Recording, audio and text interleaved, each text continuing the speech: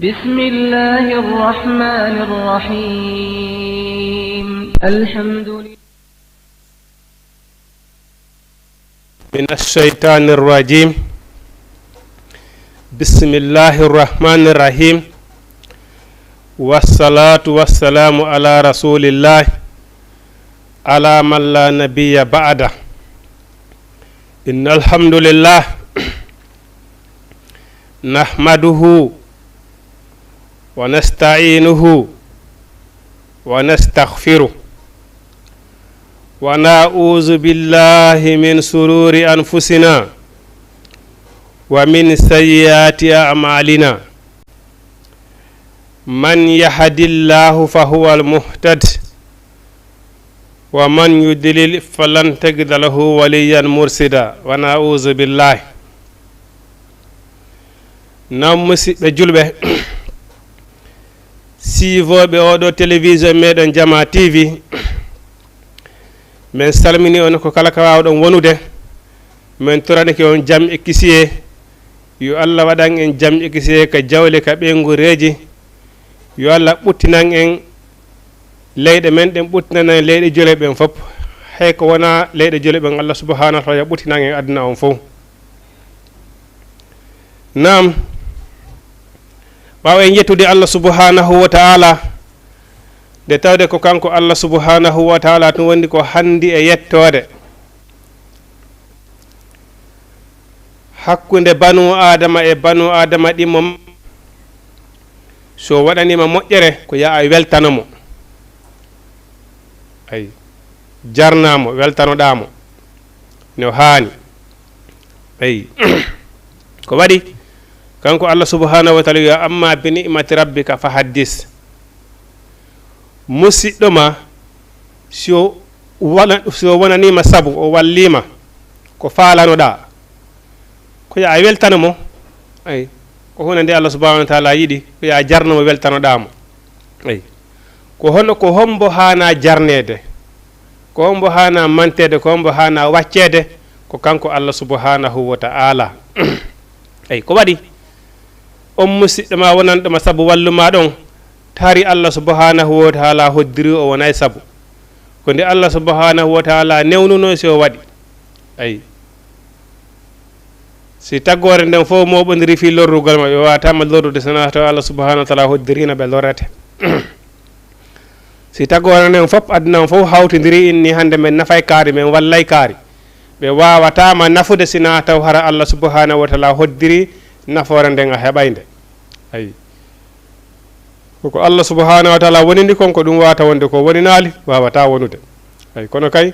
naya yettu waɗanɗe mon jejita Allah subhanahu wa ta'ala newnuɗo rewni sabu on e banu adama ɗimo ma on waɗanma ay ɗum noon hiɗen yettamo kanko Allah subhanahu wa ta'ala nde tawde ko kanko handi e yettode hiɗen seedito oɗo nelaɗo meɗen Muhammadu sallallahu alayhi wa sallama ko Allah subhanahu wa ta'ala woni ko nelimo ay nelirimo honnu diina goonga ay diina goonga toujours no yewtirten noon hino woodi buy ko innete ɗum ko diina hara ko ƴetta ɗum bakaka diina hara wona kanɗon diina woni ko ɗaɓɓa ko waɗi kon ɗum kanko Allah subhanahu wa ta'ala wi wa ma umiru illa liya'budullaha mukhlisina lahu diina ay diina kan fof ko ɗo jogui probléme ay wa qul jaa al haq wa zalqa al batilu ay ɓe luutodirali ɓe julɓe ɓe yeddodirali ɓe luutodirali sina tawde gonga on ari ay domini fenade nden nde tawde noon andanɗa hoore maɗa no woodi no woɓɓe goo kamɓe ko fenade nden woni ko ɓurani ɓe ay ha hande siga ɓen hino woodi kamɓe mana hay si tawi woni yo weluɓe tun ay kamɓe fenade nden ɓe suuɓi e di gonga kam si tawi woni innama ɗum ɗo ko dewal Allah ko ni hana rewirede Allah jiɗa ɗum ɗo ko diina tawi woni le kamɓe haqqille maɓɓe hino nangi ɗum ɗon ngal ɓe rowata ngo ɓe wora kono ɓe ton kamɓe ko ɗum ɗon ɓe suuɓi ɓe heɓay ka ɓe tokko a ɗum ɗo waɗiri ni a ɓuuru kaaren meɗen mandi hitande alaji kaari en do a wanno ɗum ɗo awa ceerno kaari en do wanno ɗum ɗo aɗo ustasi kaari en wanno ɗum ɗo la awa do nelaɗo muhammadou sallllahu alih w sallam waɗuno ɗon hino nani ayi wa in tanazatum fi shay'in farudduhu ila llahi wa rasuli diina koye nelaɗo muhammadou sallllahu alah mad so ƴettete ko ɗon diina ko piyete wona e alaji en wona e ustasi en wona e karama ko en ayi diina kam karama ko e ma ɓen hino waywa hakkude ma e nene ma e bamma ibudullah wa bil walidain ihsana moƴƴe rewe allah moƴƴoɗon e nene e baaba ko waɗi si a jangguiɗo ha ɓuuri bal'ama siɗa faala a juulayɗo ha joni ma nden tifo si a ƴaggani nene e baaba allah subhanahu wa taala ene dewal ma ngal jaɓetake ayi o wi ɗofto rewe allah ɗoftoɗon nene e baaba mbelaye nene e baaba ko mbelaye allah subhanahu wa taala kono wi honnum en tant que ɓe yamirali makka allah yeddete so ɓe yamirima nen fi allah subhanahu wa taala wiya ɗofto nene e baaba ɓe yamirima yeddugol allah subhanahu wa taala allah yi ɗum wata ɗofto ko waɗi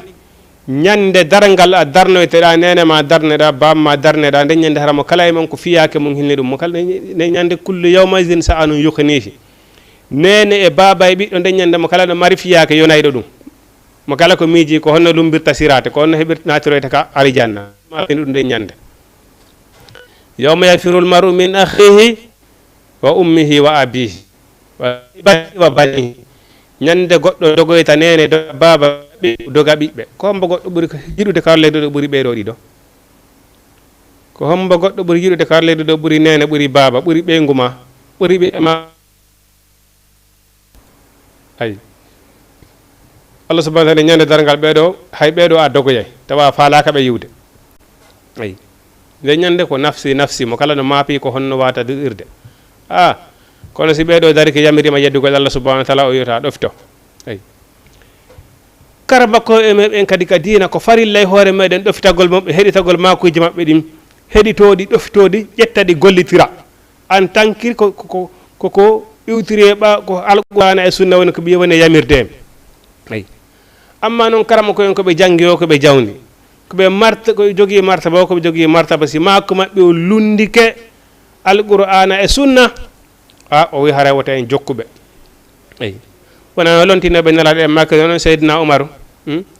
o ni ɗoftelan en tant que miɗo yamirde on gonga ko ɗum woni haqqan ko ɗum woni tigui tigui on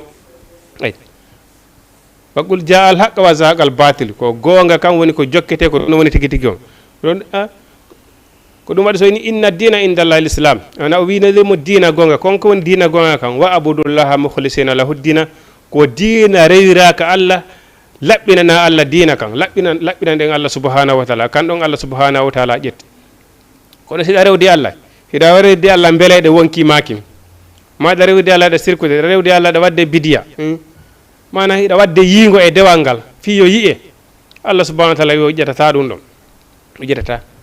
ko a rewray allah subhanahu wa taala dina ko nelaɗo addi kon rewira allah subhanahu wa taala fi allah subhanahu wa taala fewde ko tagama o addi aduna ɗo o inni wa ma khalaqtul jinni wal insi illa liya'buduni banu adama mi tagiralo mi addiron kar leydi ɗo sina yo rewa ay asabtum annama khalaqtun abasa hiɗon sikkude ko allah subhanahu wa tagiren addiren kar leydi ɗo ko pagayi ko fiju ndaru o wi la wona ɗum de en addira ko aduna ɗo sama kala dey ko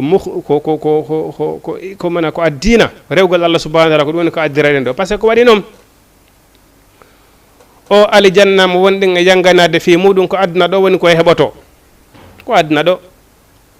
bon neɗɗo ta lakara inna allah subhanahu wa taala accu moƴƴintina ɗo fi nomi heɓira alijanna la ma allah subhanahu wa taala joni a acci mi golla ɗo ko yamirnde alan ko mi heɓa alijanna la kala ka neɗɗo on gollanali alijanna on ha mayde nden ƴettitimo haray laawike haɗa kanko dargal makko ngal darike fama jazau sayya illa sayya fama jazaul hasana illa al hasana mo kala ko golle mum ɗen ko ɗum woni ko ñawiroyta ñande janggo ko ɗum waɗi si nalaɗo maaki ko hombo woni neɗɗo ƴoƴƴuɗo kala bantejo anduɗo ko faala ko gollanɗo ko woni ɓaawa mayde nden kon si on tigi wo si a juulali ha ɓe juulima haray marsali eyi sabuna konko be juulima don tawi a juulata no ɗum nafatama ay ɗum noon hiɗen seedo oɗo nelaɗo meɗen muhammadu sallllahu alayhi wa sallama ko allah subhanahu wa taala woni ko nelimo nelirimo diina gonga ay konka woni diina gonga kanko l'islam diina laɓɓinanaka allah subhanahu wa taala dewal ngal ay non hiɗen seedo oɗo ko allah subhanahu wa taala ni ko nelimo non bada auzu billahi min alcheytani rrajim ɓaawa toujours kanko allah subhanahu wa taala o yewtude fii ko yewiti e ɓeeɗo sonnaɓe mbiɗa tawde kanko allah subhanahu wa taala himo teddini fii ɓeeɗo sonnaɓe himo yammiri kadi yoɓe teddine ayi sonnajo ko teddu ɗum ko teddinte ɗum sonnajo wallahi gorko hino teddigoy kono allah subhanahu wa taala hino ɓanti fi sonnajo hino teddini fi sonnajo si a teddini hoorema sonna e men ɓe noon ko ɗum woni ko sali ko ɗum way so inni fa asa an tuhibbu shay'an wa huwa sarru lakum wa asa an takhurahu shay'an wa huwa khayrun lakum no heewi ka yiɗoton huunde hara nden huunde nde yiɗuɗon ɗon ko musiba ma on ko ɗon woni probléme ji ɗin ko ɗon woni ko nambara moɗon konko yiɗuɗon ɗon inna nafsa la ammaratum bisuu'i sabu ne wonki kin ko heewi konko yamirta jommaki ko ngata na ko nafata jommaki ay wa asa an takruhu shay'an wa huwa sarru lakum no heewi ko añoton huunde hara konko añuɗon ɗon moƴƴere mon nden ko ɗon woni mais sonnaɓen ko nde lewreɗe ɓe woni remude en yewtino ñande nelaɗo maaki on mo jombata on wiɗo min mi jombata haaju an ala e ɓeygu bon nelaɗo maaki yanga jeyaka e amen ahi si tawi woni noon si a effasama e mofte nelaɗo mouhammadou sallllahu alayhi wa sallama haray honno watta hara hiɗa faala yaltu e leydi allah ndi haray yaltu ɗaɓɓa nokku ko yaa présente ɗa hey haray siɗa faala kisa yaltu e ley asama o allah yaw ha ka yaw ha ka annduɗa hara tigitoro yeyata asama wo wona ɗon hey ɗaɓɓa leydi goo ka tippa ka ƴaha hara na leydi ndi allah subahanahu wa taala itindi hey si yehi ha efa sama e mofte nelaɗo mode sallllahu alayhi wa sallam haraymo ƴaali haraymo ar sa jon noon ko ɓuuri hewde kon hannde sonna e no darana dewgal hande dewle ɗen ko fusi hey enen haaji amen ala e dewgal dewle ɗen hande ko fusi la ay nelaɗo mo naɓe ji maɓɓe ay mana honnu tabarraju jahiyatil ula ñingol tere muɗum liila hoore muɗum peññinirayno ɓalli mum ɗi noon ay almar'atu kulluha awratun illa wajhaha wa kaffayha sonnajo fof makko ko awra sonnajo allah subahana taala wa qarna fi buyutikuna yoɓe niiɓo ka cuuɗi maɓɓe si taw hara sonnajo on so yaltay hara ko la budda woni ko yaltinimo ala kulli haalin si tawi woni noon hi ko ɓay ma o yalta haray allah subahana taala wi o suuɗu tere makko ɗen si o yalta ay ko waɗi so o feññini tere makko ɗen haray malayka no huɗudemo ha ñande o suumi tere makko ɗen ay sikku ɗon ɗi probléme ji aduna sattendeji nokkeli goo ɗi andanɗa hoorema no wona hande piiji ɗi fof hande no woodi ko hande jama on ɓuuri mapade ndaade ko yarɗa wo sattende nden hande ko gootum hay inneteɓe hande no leyɗe porto ta hara ko ɓe ɓuura sattirede hande kala ko yarɗa aduna no satti ko honnum ko e men fa bima kasapati aydikum allah subahana taala ni kala sattende heɓunon ko ande ko getani ɗon remoɗon kon eyi ɗen sikkude en darata ɗo yedden allah subahanahu wa taala bim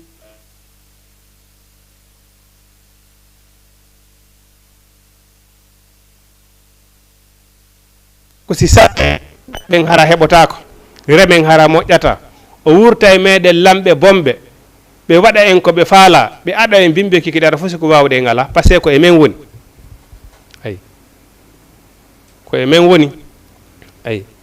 inna allah la yukhayyiru ma bi qawmin hatta yukhayyiru ma bi anfusihim allah subhanahu wa taala arta sansanan programme uji ɗi min ha sansanan hoore mum ay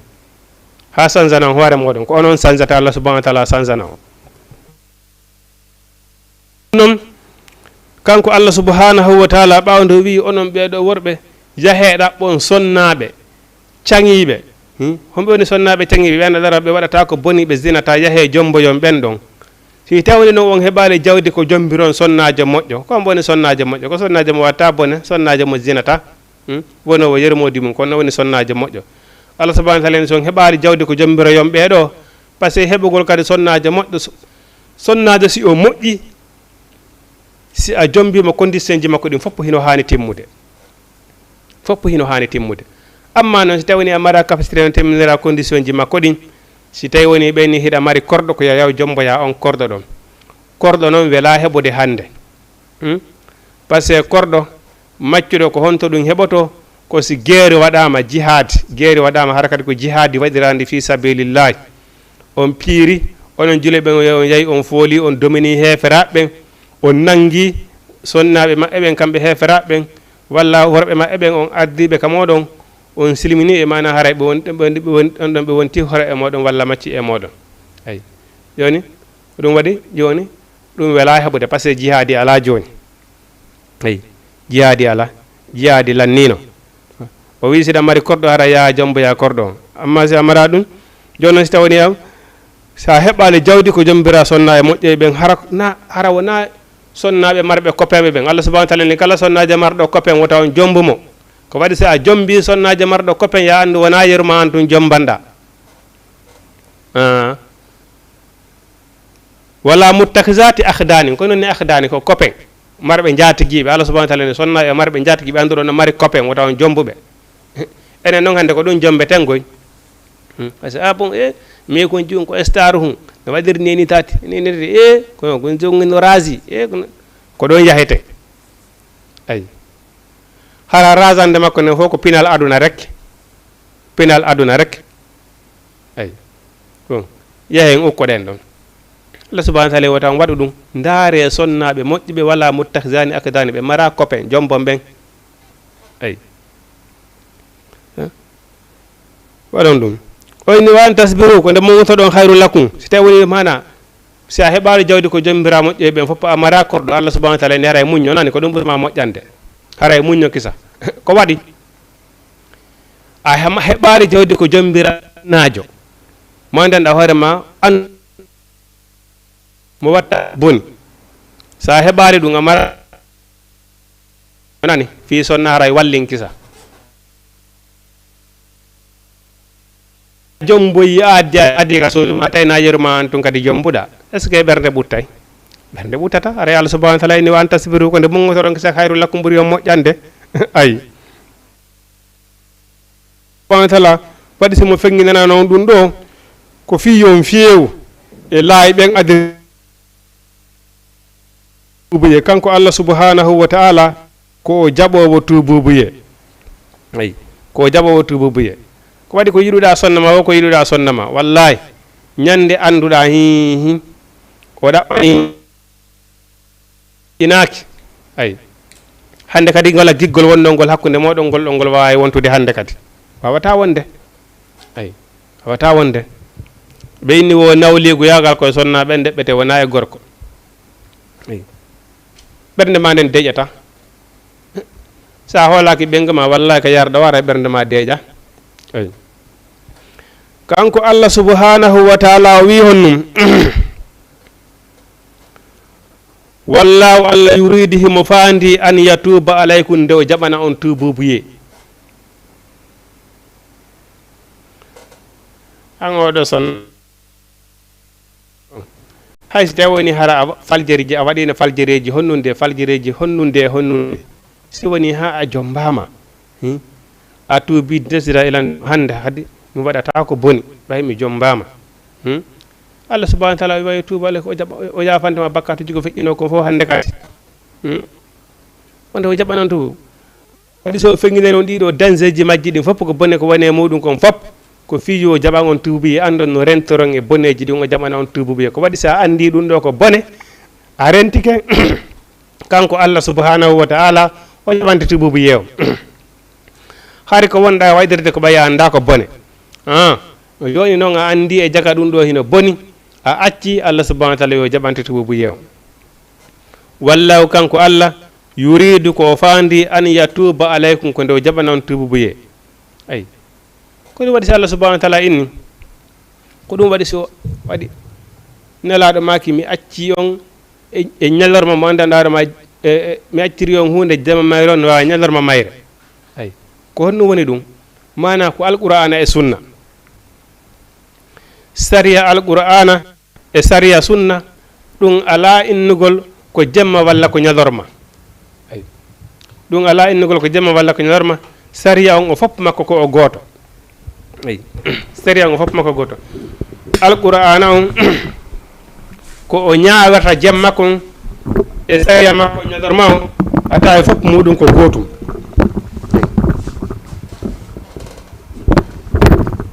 foppo muɗum a taway ko gootum jama makko no yaha ñalorma makko ñalorma makko no yawa jama makko alqur'ana ala sariyaji ɗiɗi diina kanko woota pet diina kanko ko woota pet ko ɗum woni mana Allah ko fandi ko nde jaɓana on tububuye wa yuridu llazina yattabi'una sahawata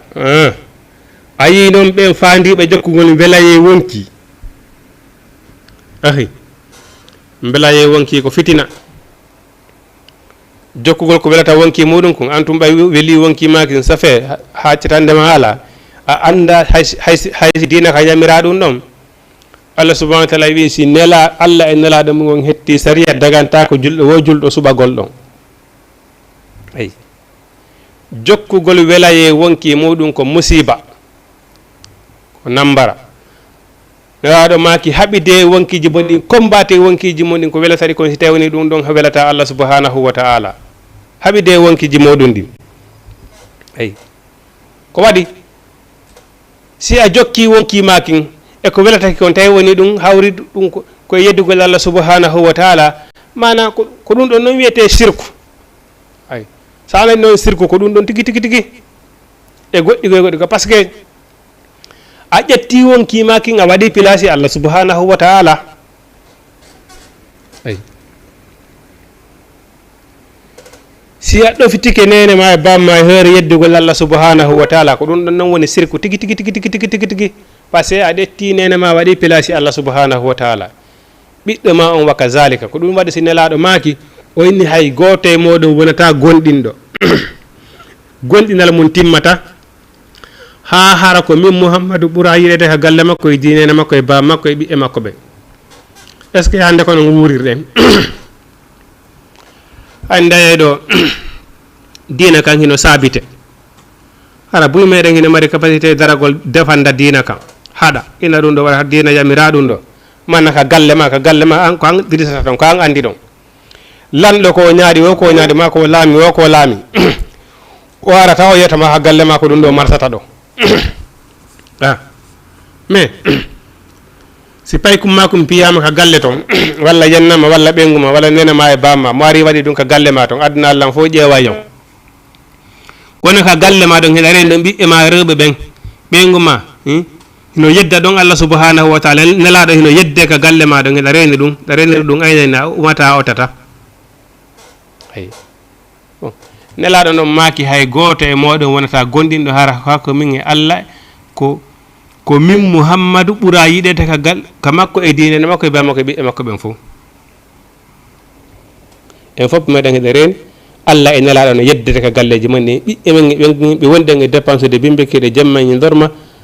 siɓe holi ko enen holtintaɓe siɓe nawni ko enen ñawnataɓe siɓe weelama ko enen ñammintaɓe hiɗen reeni hiɓe yeddude ɗon Allah subhanahu wa ta'ala hiɗen omɓe guite men famitiniɗe e reena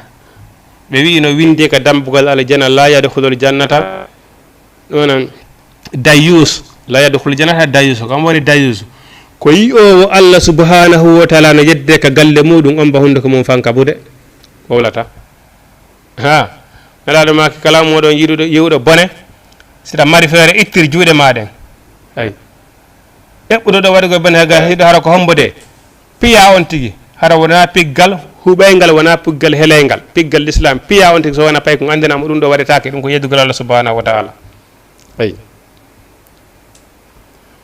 si a wawata ɗum yewtirama hunduko mako yewtama wajoɗaɓe a ɗum ɗo moƴƴade mo waɗi ɗum ɗo ko ɗum ɗo mo waɗi ɗum ɗo wona Allah subhanahu wa ta'ala no fa zakkir wajo andintine fa inna zikra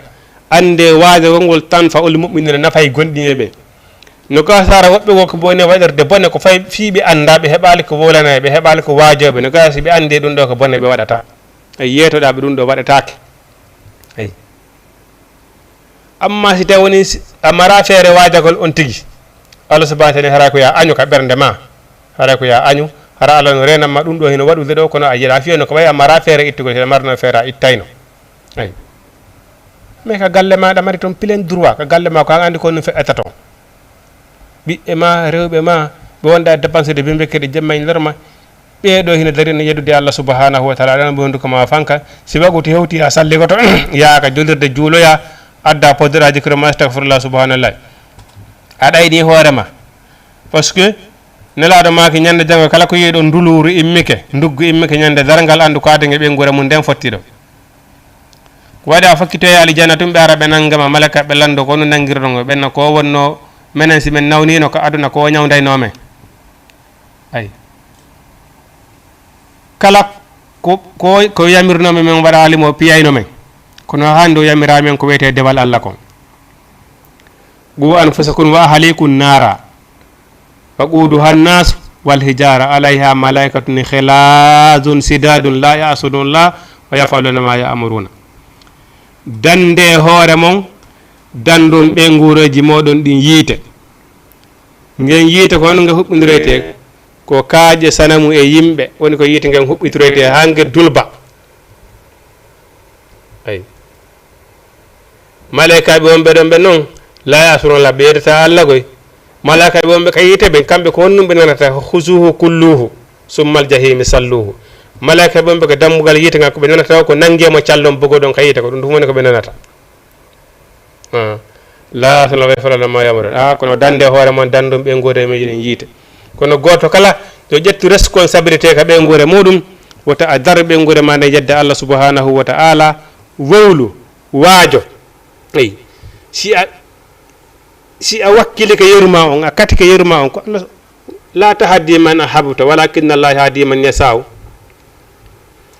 nde nelaɗo Muhammad sallallahu alaihi wa sallam nodduno yimɓe makko ɓe Quraysiyankoɓe ngo noddiɓe diina kan ha ɓe sali pelletti mo andi le hi ɓeɗo ɓe desi janɗugol fes mo andi le pelletti letti ko e marana kom ɓeele ko yimɓe makko o yiɗanaɓe yiite nelaɗo ɓittino ha o faala nangude wonki makko kin sortaki duppitaki Allah subhanahu wa ta'ala ni Muhammadu ida faala jaltinde wonki maki ida faala bonude wonki maki fiɓe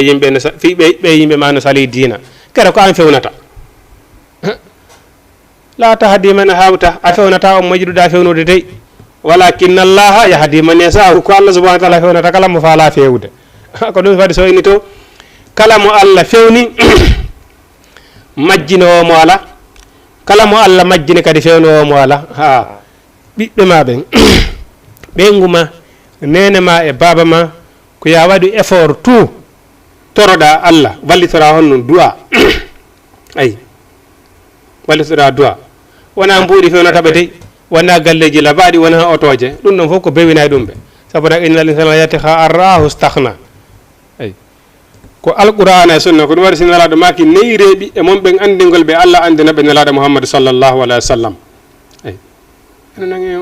en ala ɗum ko alyahuda yan nasara wonɗen ɓe andinde en wakkilanaki ɓi emen fiino ɓe andira kaɗo dinal islam ha ɓe heɓira kulol Allah honno ɓe wawa wadde ngal ɗo dewal Allah honno janggo Allah subhanahu wa ta'ala ni neɗɗo si o maayi golleji makko ɗe fof haray taƴi sina haray mo accuno ɓiɗɗo moƴƴo on mono du'anomo ayi siɗa accuno ɓiɗɗo moƴƴo ko du'anoma hay si a waliki a maayi en tant que on ɗon hino du'anadema himo wadde ko moƴƴi baraji mum tawoyte kadi ka aburu ma ɗon ay harayno way suko an woni e gollude ayi mana am tel manque ndaare ko tel manque ko babajo foori e ɓiɗɗo kon am babajo on hay si tawi woni mana martaba ma hewtali gollal ngol alijanna mana hiɗa jogii jafe jafe heɓoygol moƴƴere janngo ɓiɗɗo ma on sino moƴƴi o du'anike ma won hino wona sabu naadogol ma alijanna wona sabu naadogol ma alijanna ɗen anndi kuma pay kun cheikh qadir kanko e annabi moussa ko ɓe settodeyno toon kun o warno a gatata nafsan bi hayri nafsin fagade tibba ay nde annabi moussa wino a wari wonki e hoore teware ki wonki ki waɗa hay fuy hana ka wonki ware e hoore teware sina harkite par ce que an kadi ka wari wonki kono sey qadri jaabino annabi moussa o wi kum pay kum waɗi simi wari kum nene makko e bammakko ko yimɓe moƴƴunoɓe ɓe kono ɓe mayino hiɓe ka alijanna kanko noon ka aduna ɗo ko piiji bonɗi tun woni e waɗude saabu ko woni e wadde piiji bonɗi ko nene makko e bammakko no yaltinede toon ka alijanna adde ka yiite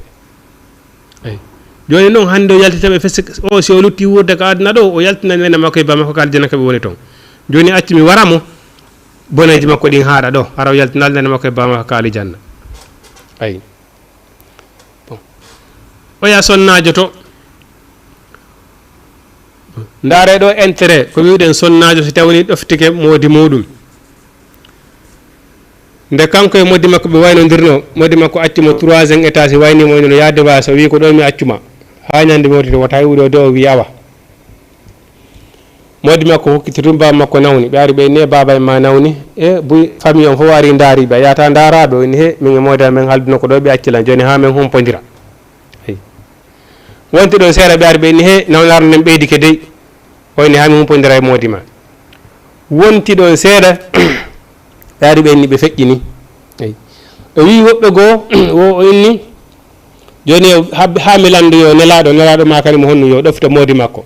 o woni ɗon ha modi makko ari tawi bam makko feƴƴini ɓe wattino yama bon nela modi makko ari ɓe humpiti ɗum modi makko immi kañum e sonna mum yahi huriyagol fat ndenen ɗo yoɓe hewtoy toon tawi allah subahanahu wa taala humpiti nelaɗo o ɗo sonnajo baba makko hari ko aade yiite o windanoma hari ka yimɓe yiite ko toon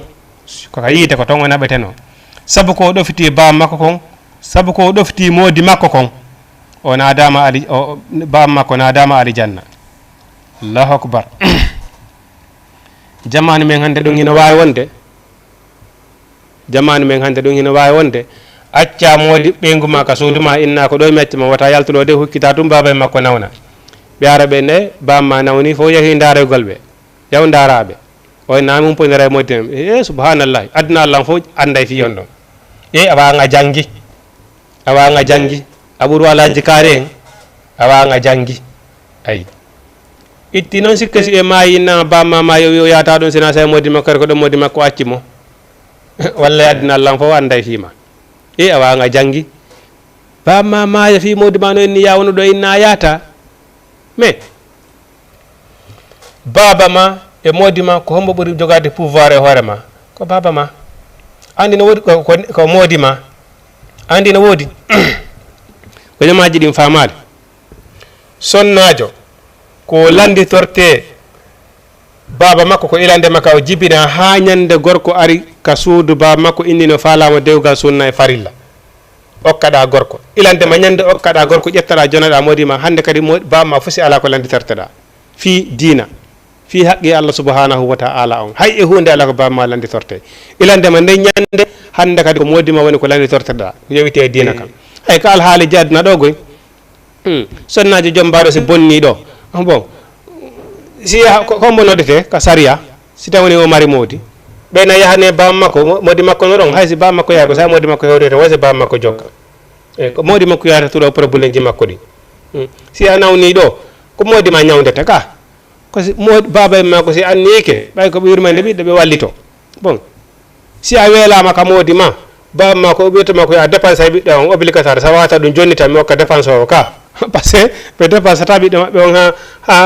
ha goɗɗo yiyamo innano falamo bon ɓe luttamo dépense ude kadi ɓe wawi noon anniyade plaisir maɓɓe wallitomo ɗum kadi ko hunde moƴƴude mais wona obligatoire eyi kono moodi ma no ɓuuri ko kanko jogui pouvoir e hoore mawɓe maɓe eyi hoore mawɓe maɓe eyi modi makko ya ɗoftemo allah subahana wa taala inni alijanna ma on kanko sonnajo on koye ley koyɗe modi makko e ɓe makko kono ay ɗum ɗo holli neɗɗo fof so tawani hiɗa mari ɓiɗɗo moƴƴo ko du'adema ɓawande mayɗa bon ɗum ɗon tun woni haray golleje maɗen taƴali joni noon ɓe ɓiɓɓe ɗo si tawani ɓe ala kay andinede diina ɓe ala kay jannede l'islam ko aduna ɓe wona e hollede enen joɗɗen ɗo juulen janggen hajjen itten zakka janggo sikono arda yara hen accen ɓe aduna ɗo ɓe joɗo ɗo yeddugol Allah subhanahu wa taala sikken ko nafoore wonande walla ko perde wonande ñande woni wawana hoore meɗen ko yiltira en ɓawa harayno hulɓini ayi harayno hulɓini ko waɗi so inni qu anfusakum wa ahlikum nara wa quduha an-nasa wal hijara alayha malaikatun khilazun ayi no yiite nge malaikaɓe lettoɓe hurmuɓe sattuɓe lette ɓe yeddata noon Allah subhanahu wa taala ko wiyamira konko ɗum ɓe waɗata ay ko ɓe nanata o huzu kulluhu summa al jahimi salluhu nanguemo callo bogo ɗon kayre ko ɗum no woni ko ɓe nanata ay o inni allazina yattabi'una shahawata ɓe jokkuɓe beeleɗe wonki muɗum ay ɓe yiɗi an aya wallazina yattabi'una heɓe an tamilu maylan azima ɓen hino yiɗi nde ɗon o ñande mawde ay jokkugol aduna weeli foti ay jokkugol belayeji aduna ƴettugol aduna o mana hikkina yeeso sa nani o ñande mawde ko ƴum ƴettugol aduna hikkina yeeso ay o ñande mawde aya ɗo suka cellen bellen 15 ans 20 ans 30 ans o daroto ɗo nanande wiyeede allahu akbar ashhadu an la ilaha illallah rasulullah hayya ala salatu hayya ala fala aleyka madara aleyka kisal o moridira noppi makko o jooɗo ɗon ino woodi e men ine mewde ko julɓere ko sukaɓe julɓe ɓe andanɗa hoore maɗa hannde hay suumayeɓe hoorata masi ɓe hoori nogay arane ɗen ɓeytoma kamɓe suumaye lanni la a gorko hellifaɗo duwaɗo hoorde suumaye si a hoori balɗe nogay e jeenayyi tawi woni suumaye ko 50 mayirta a hoori nogay e jeenayyi a tawi ke passi a ñaami ñallal timminirgal ngal 50 on a tawi ke passi a ñaami ngal ɗon haray ɗe nogay jeenayyi ɗe horda ɗo fof boni haray ɗe fof mo haray kaffara heno fayima horugol lebbi ɗiɗi jokkidira eyi suumaye ko balɗe nogay e jeenayyi walla 50 timmude si ala haalande e ardiri o en fof ko kamil yeew ɗo wonde en andi ko ne feɓɓude kon min mi yi'i tika min hoddire sukaɓe go ha ñande nogay e jeɗɗi layla ɓeynande ko yata nogay e jeɗɗi te ko min e maɓɓe woni goddode bimi min fottoy mi ɓe yara café min ko ono ɗum woniri oni oni tigi oni mi minen de suumaye mayi ka amen nani min noon min hannde ko nogay jeɗɗi min hannde ko nogay jeɗɗi hiriyanki layla hannde ko nogay jeɗati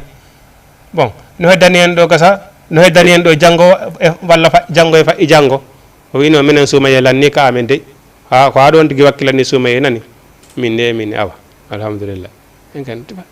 ino woodi e fiɓuɓe ɗum innuɓe ko julɓe no fiɓi ɗum ka wonkiji muɗi mais ɗayne ɓuuri ɗum ko on tawi wiɗen lewru nogay jeɗɗi ka julɓe ka diina l'islamu lewru nogay jeɗɗi hon tawi wiɗen ɗum ala hay nokko a andi ko ɗum woni an tamilu maylan azima o ñagol o ñande mawde ƴetta bi sahawat jokkugol ko welata wonki kin kon eyi la Allah rewirtake no faaliraɗa no ko ɗum woni ɗenegol hoore mum bon joni noon ɗe nogay je goɗe hooriɗa fof o perdini hoore makko andal kono ɗen ko angal andugol no metti fi noon ha honnum pullo fof tawni wo neɗɗo mo anduɗo anda on no weli faminde par ce que mo andi kanko o anda fese no gasa so o wolanama o anday o jaɓay kono anda noon kadi anda ɓeɗo wela faminde eyi wela faminde par ce que kono wirɗe noon diina bon a rewirta Allah an ça fait an e feere ma nden tun ko welete kon tun ma ko nanoɗa woɓɓe gono wola kon tun la koko ƴetta diina kankon diina l'islam kanko no wiiri noon ko noon ka julɓe lewru ko nogay jeenayyi walla 50 ko ɗiɗi hoorete eyi no wodandanama julɓe go ɓe nana ɗo hino noddine ɓe juulata eyi ɓe juulata Allah subahana wa taala ko no man taraka salata faqadi kafara kala akkiɗo julde haray o heferɗiri ray on wonti kefeero man taraka salata faqadi kafara hande jalo e men kanere galleji meɗen andaɗarama ɓiɓɓe julɓe nana do Allah akbar asadu an la ilaha illallah rabbe julata arayna la ko julbe no fu ko ɗayno gore mum joni noon sikkuɗen hihino si Allah subhanahu wa taala jeƴƴite ko ɗen seeɗani bon sattede heɓoto ɓittedeji heɓo ñande be ñande hiɗen e probléme ji ñande be ñande hiɗen probléme ji yimɓe ɓen torki Allah fonti juuɗe noddi Allah ha ronki Allah subhanahu wa taala ne konno mi jaɓiranto on droit ji mon ɗin hiɗon wi ko Allah faalaka on faalaka ɗum ko Allah yamiron ko on waɗata ɗum mi jaɓirana on droit fi honnu ko fenande e triyandoyagal ñamugol ko harmi yedda Allah subhanahu wa taala ko ɗum woni golleji mon ɗum ko Allah subhanahu wa taala ko honno mi jaɓiranta on droit honno mi jaɓiranta on droit an e hoorema hay ɓiɓɓe ma ɓen hay ɓengure ma nden hay ɓengu ma ɓiɓɓe ma ɓen si tawi ni a wiyay waɗe ɗum ɗo wiya mi waɗata a wiya min kadi mi waɗanta on ko faala ɗon ko ɓay mi ñalate a watta min kadi mi waɗantama ta torola ka en wowlata ɗum wallahi en wowlay joni noon enen en waɗata ko Allah subhanahu wa taala faala ko addiren ɗo ko en watta ɗum ɓante noon juuɗe wiyen Allah waɗa men hunde kaari Allah ɓottinan men kamen Allah hokku men lamɓe moƴƴuɓe la wata wonde eyi kono ɓu an fota kon wa haalikum nara dande hoore mon dandon ɓe nguureji mon ɗin ɗen yiite eyi o inni yuridu llahu an yukhaffifa ankum si a yii Allah subhanahu wa taala hino waajo on hono yewton e qur'ana makko yuridu llahu ko Allah subhanahu wa taala wi an yukhaffifa ankum ko nde hoyfinanta on kono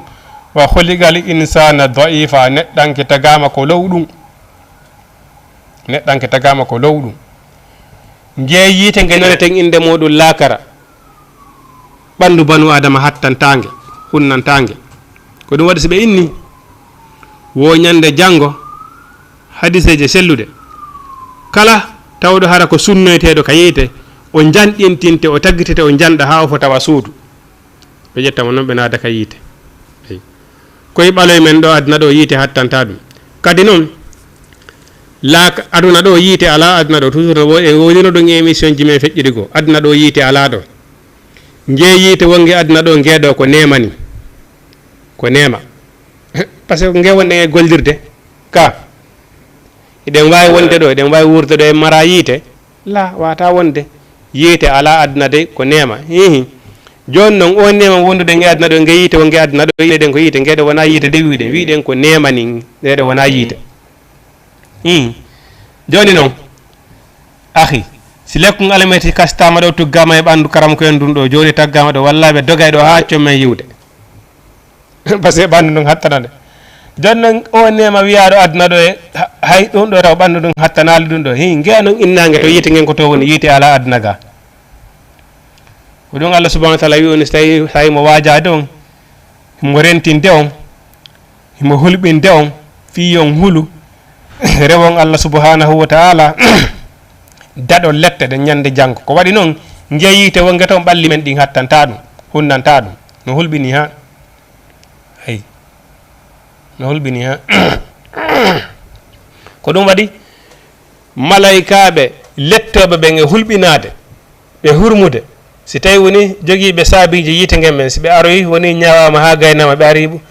yahoɓe ka yiite ɓe waɗama jolokoji ɓe jolkama malaika ɓen hurmude ɓe ara ɓe daara ɓen ɓe daara ha ɓe daara koye ɓaloye fokkutu koye nge yiite tawa kamɓe tegiri ɗum ɗo yurmiɓe ɓe inna onon ko honnun joɗinoɗon ka aduna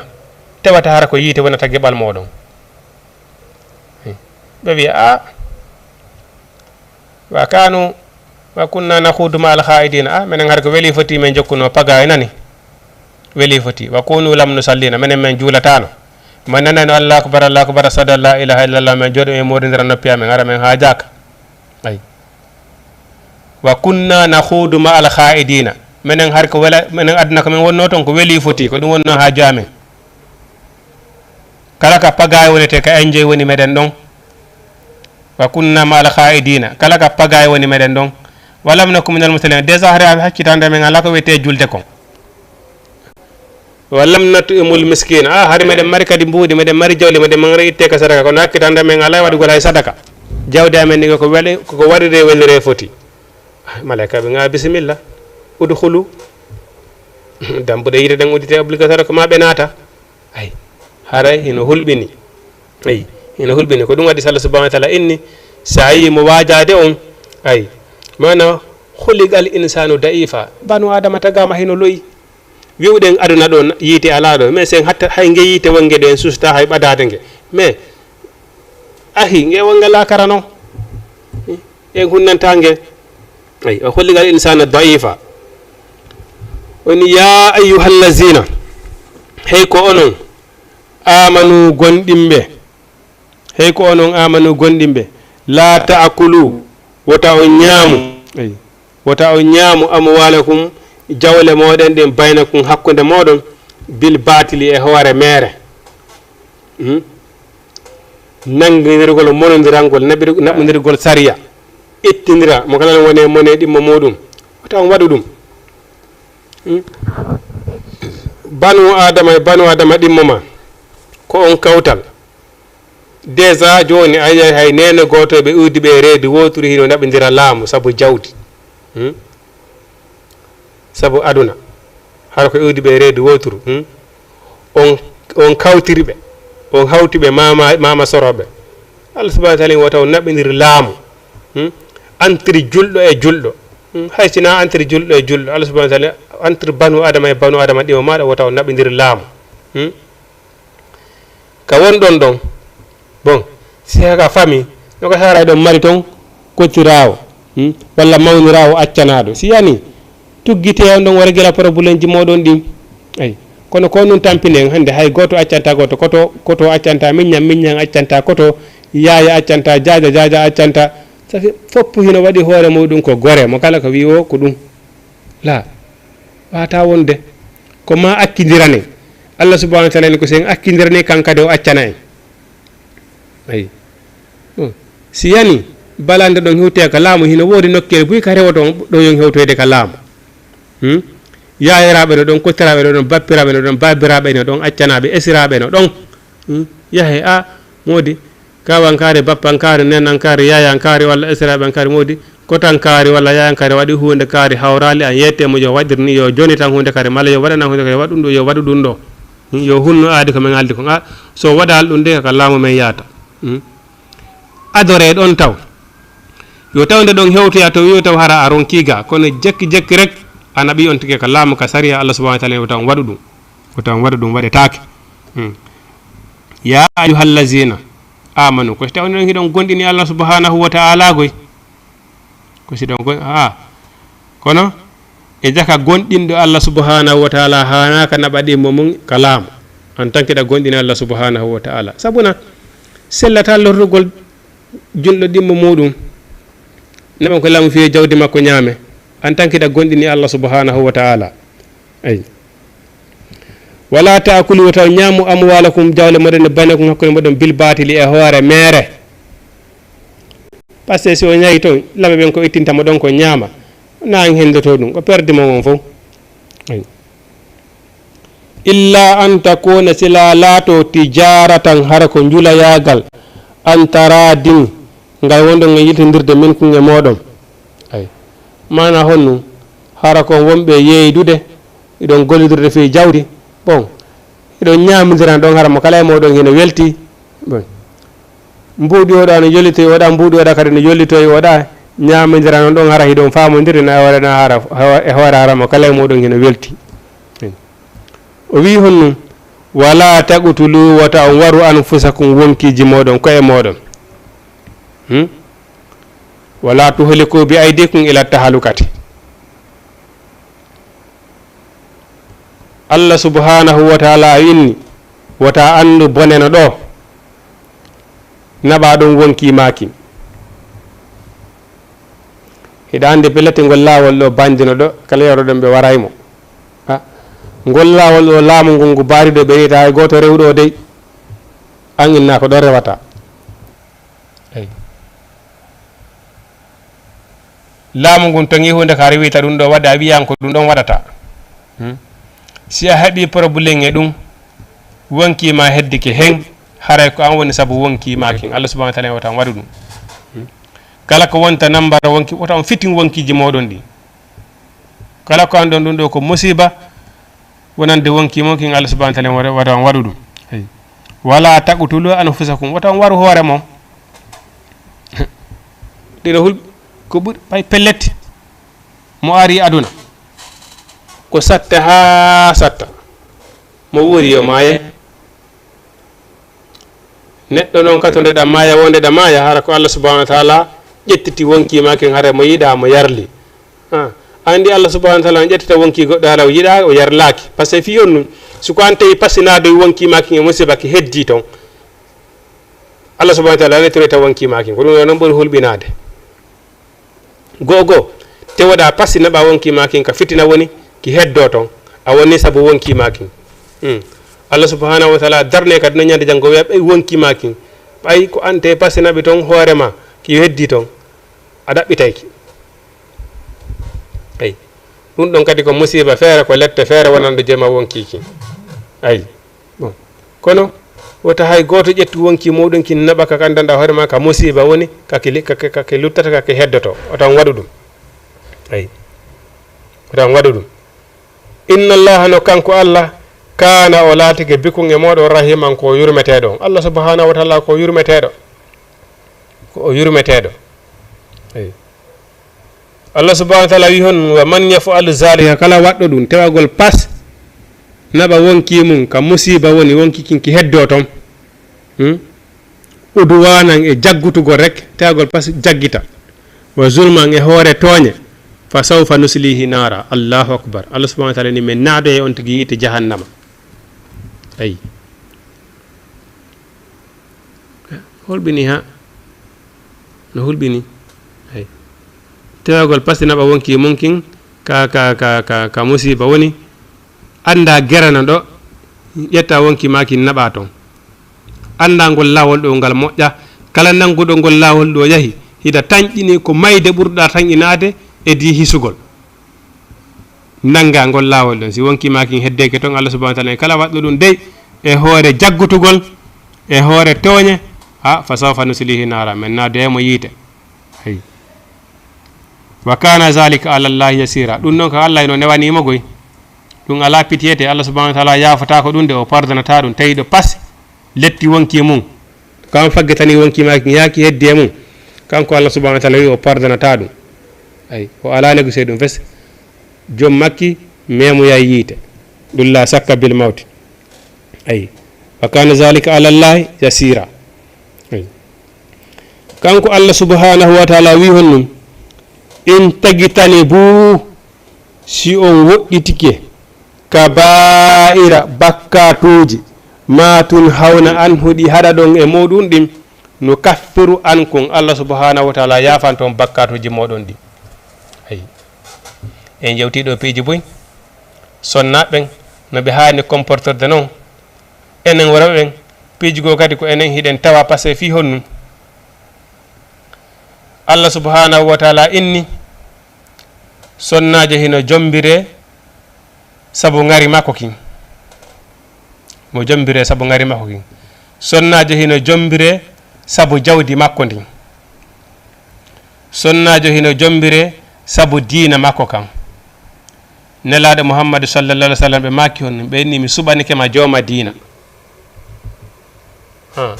ange min ko hombo subide no jari landagol nelaado maki sonnajo hino sombire sabu ngari makko kin himo jombire sabu jawdi makko ndin himo jombire sabu diina makko kan nelaado maki min non personnel an jiya ngel an jiade moftan mi subanike ma joma diina yiwden an e min ko hombo subiden on gasa min siminama joni min am subike joma ngarki walla mi subike joma jawdi sabuna min nargo dum kono hiden yidi sonnajo labado ay joma jawdi kan itti sikke ko honnun non trompe enen warabe hande hay goto hakkitaka fi jombugol joma diina ya subora sonnajo on sabu diina makko kan minata de ala kono a subiray dum don wakaba awdi no kun jungino laba kun hino razi darana mo jombira kun mi fala ne wiuden non hara akhi wo jombo komojo addama ka ma findinama si a jombi finudo an tigiri anda jombi finudo kadi ngare king ki lutata ko bontay ahe surtout si tawani ko gorko wado wona men way no nayi ha may dépensata hay sino wodi nanon fi ala ay ya jambi mo do himo labano ngarni wallahi so woni don ha on wondi don dubi tato o bambi don dido e tatoy hayidam hande kadi ata jakata tiga yeso makko ko duubi didi wonde tono ata hande kadi bon ko dabbirondama kon tawa bontino hande kadi ay siko jawdi nden kadi hino lanna jawdi luttatade ay mais nalaɗo maaki diina kan ko kan ɗon heddoto jooma diina kan ka heddoto ay a taqwa nalaɗo maaki mi suɓani ko jooma diina kan si a jombi sonnaji tawi ko jooma diina himo andi ko no wiyete dewgal himo andi ko no woni haqqe sonna haqqe gorko e hoore sonna muɗum kama deeƴay duuɓi temedere lebbi temedere ala kama a tawa hiɗa deeƴi hiɗa hooli ay haray Allah subhanahu wa ta'ala ne sécurise kama par ce que ko dina woni e marsude ton ay ko kullol Allah woni e goldirde ay parce que an gorko ɓenguma ko labba wo ko labba ko marɗa jawdi o ko marɗa jawdi so mara kulol Allah bon ko a huccita sa hucciti ɓayna fi a renama ko yaw somo faala wadde ko boni o bonay ay jelo andanɗa hoorema hande patron ji marɓe jawdi hay sumi won ngay ɓengo eno jokkoyto mandilarema hamo mara hay tubatti mumba hara kom ɓengo e jokkoyta ɓengo ɓe accamo ɗon haramo jokkoyta ɓe jokkoyta mara hay tubatti mumba bon siko diina siko jooma diina jomboɗa haysi a mara fiftiru kami ɓay tun ko Allah hulata mo andi haqqe makko e hoorema o waɗata kuni waɗi sinaraɗo maaki mi suɓane ko jooma diina kan jon noon ko ɗum hayta probléme yiren par ce que nelaɗo wi suɓane ko en jooma diina inden enen jamais inuɗen enen en ƴetti jooma jawdi en ƴetti jooma ngari ko ha seeɗani juurata ayi waɗi nelaɗo maaki mi suɓani ko jooma diina kan jon noon ko ɗum waɗi probléme ji ɗi en haccaka e jooma diina ko jon ngari e jon jawdi ko ɗum ɗon wonde en darude marsali ay marsali wala so inni yaggi tane buy son haɗitike ka baira bakkatuji matun hawna ɗi haɗa ɗon ɗin no kaffiru an kon Allah subhanahu wa ta'ala hafarande on sayi'atu kum boneji moɗon ɗi wa nudkhilukum o naada ummudu khalan naadande kariman teddunde honnum alijanna ndaare yimɓe yiite ɓen si ɓe adda maaga dambude yiite malayka ɓe ndaara ɓe inna onon ko ɗum ɗum huwoden ha naata toon ha tata ko yiite naata toon ɓe naade hara hiɓe jolka hiɓe ceena ɓe naade ka yiite hara malayka ɓen hino luuboɓe no jogii ɓole janɗe yiite hino luuboɓe yimɓe alijanna ɓen si ɓe arama ɓe ari ha fokkitinaadugol ko dambugal alijanna Allah subhanahu wa ta'ala darne malayka ɓe wena dare o inna seppugol ya naata ko aljanna ko golle dare ɗon on seppata ay ko wiyete mana essentiére ko essentiére arantaɓe ay ɓe naata bon hara kadi malayika yurmede hino dari hino tappani ɓe garde bo ay tappana ɓe garde bo inenna salamu aleykum tibutun fadkhuluha hay bima sabaru o mali hande o ngisi naate aljanna honno sabu ko muñinoɗon kon ko aduna sabu ko muñinoɗon kon ko aduna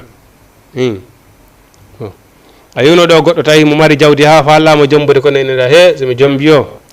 enen tigui on tami daari jawdi lannay tami daaru ngari lannay enne je mi suuɓi jooma o ka diina ɓay ko nelaɗo suɓanilan mi suuɓi ko nelaɗo suɓanilan kon udkhuluha bima sabaru naate aljanna sabu kon ko muñinoɗon kon ayi ɗo waɗi jilɗo ko muññiɗo enen tigui hoore meɗen wiwɗen muñal ko ñale woni ko rimata lanni haala kan on ɓaga ndaar no wiiɗa ko weeli ko ngari daaruɗa jokkuɗa ngari awa ngari king boniti lanni hande komo falanoɗa on hande har 2023 haade so wiwɗe mo ko makko faalete 2024 25 2026 mo yoyimo ɗon no ƴakkoyta tiga yeeso makko ha ngari boniti bon siko jawdi ndi lanni hay so luttira so yeey laakara o naɓortandi ton ayi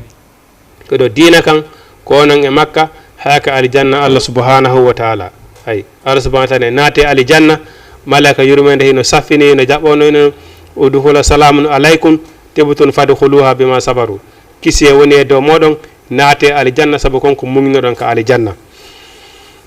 Namu Jama TV leera mon on yoni waɗe 78 116 82 38 dans 5 minutes inchallah wawi waynodirde ka Jama TV waɗe 78 116 82 38 5 minutes 10 minutes inchallahu rabbi wawen waynodirde. Ay 78 116 82 38 ay nam haray ko noon ko muññare nden tun woni ko wawata nafude, ko muññare nden tun woni ko wawata nafude. ay Allah subhanahu wa ta'ala ni kala tewiɗo pasi wari wonki muɗum e hoore teware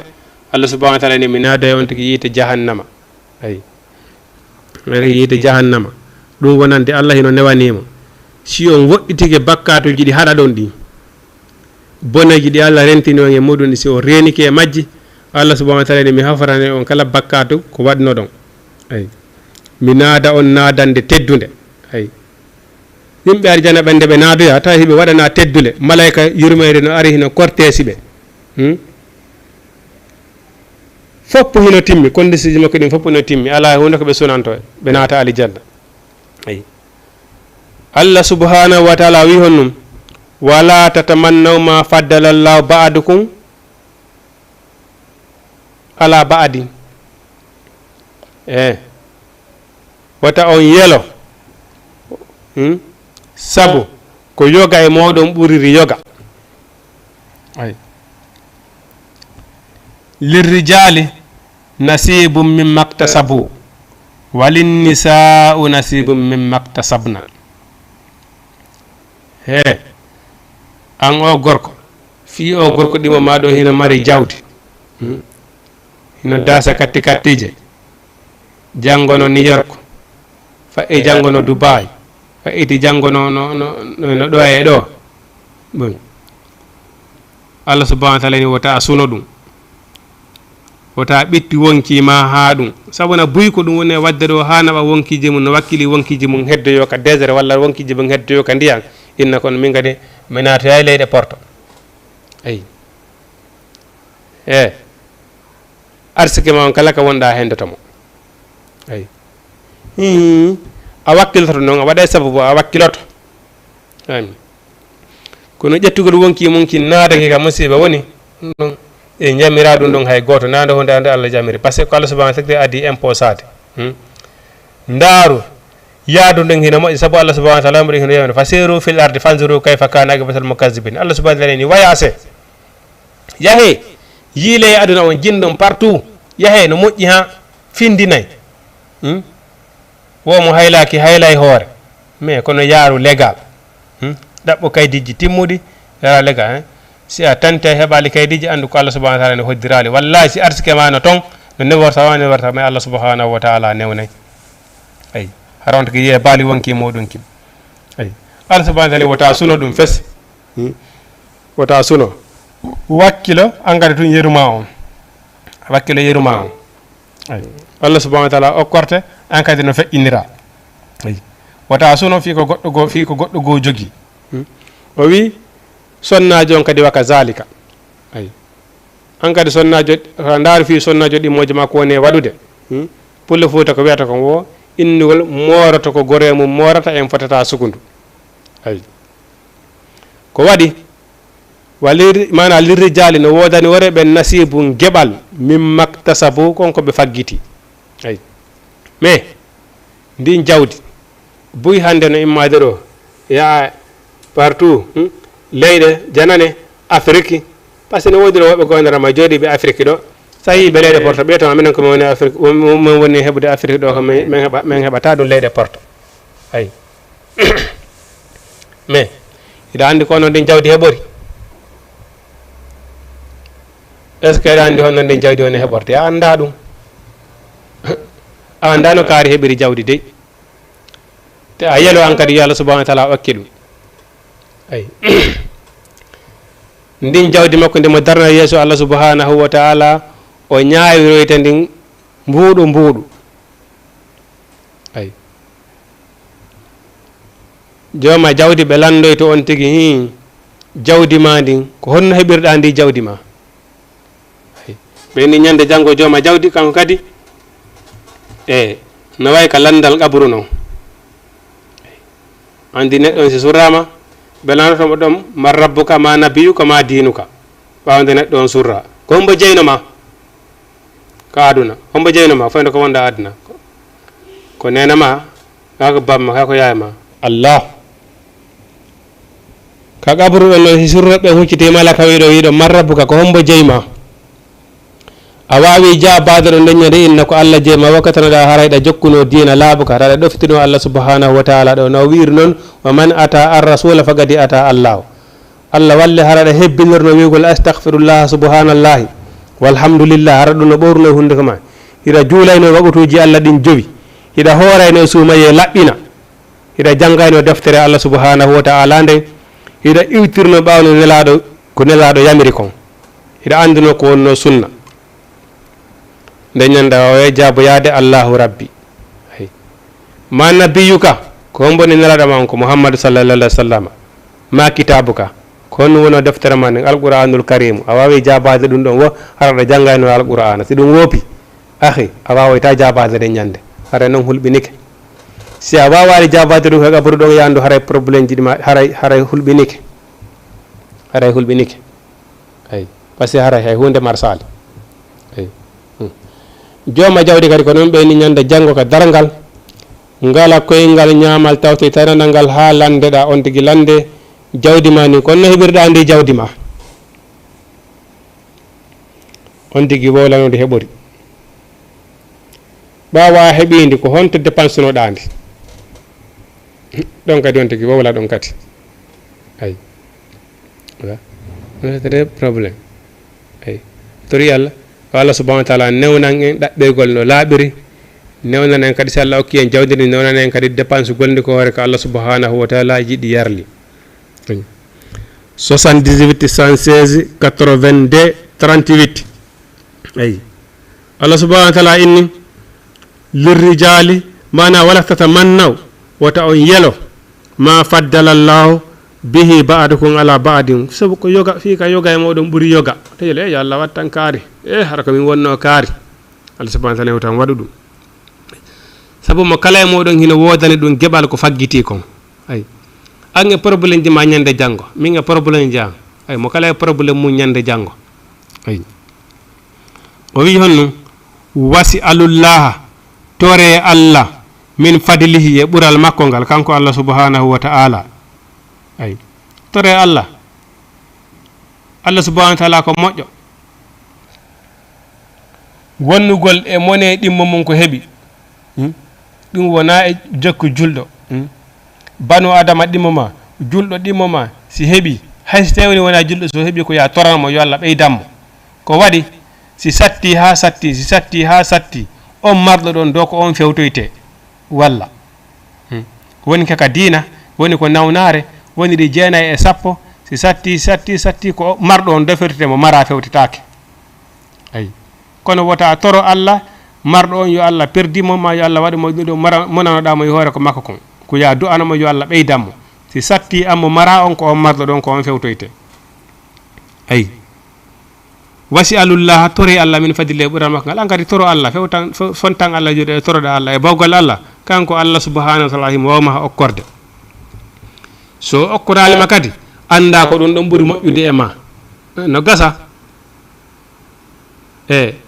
ñande janggo on joma jawdi nde o darde o lande ko honto heɓnode jawdi makko ɓawa heɓindide honto financiri kasara haram so yaga a lumboyino no gasara a lumboyino hara allah subhanahu wa taala anduno si wokkinoma jawdi kadina ɗo maƴƴatano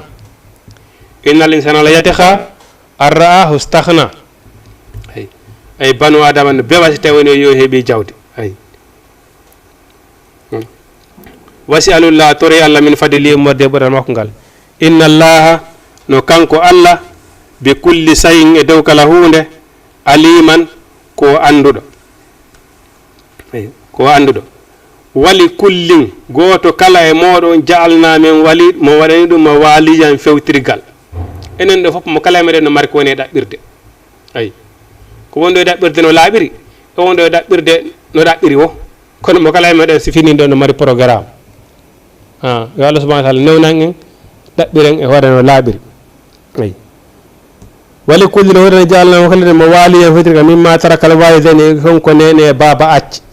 ayi walla ɓe rabona e ɓattodiraɓe mana nene e baba si waalike maayi mo kala e moɗon hino mari toon geɓal wallazina e ɓen aqdati aymanukum ɓe fiɓudu ɗon ɓe mana ɓe ƴettudu ɗon aadiji fiɓudu ɗon aadiji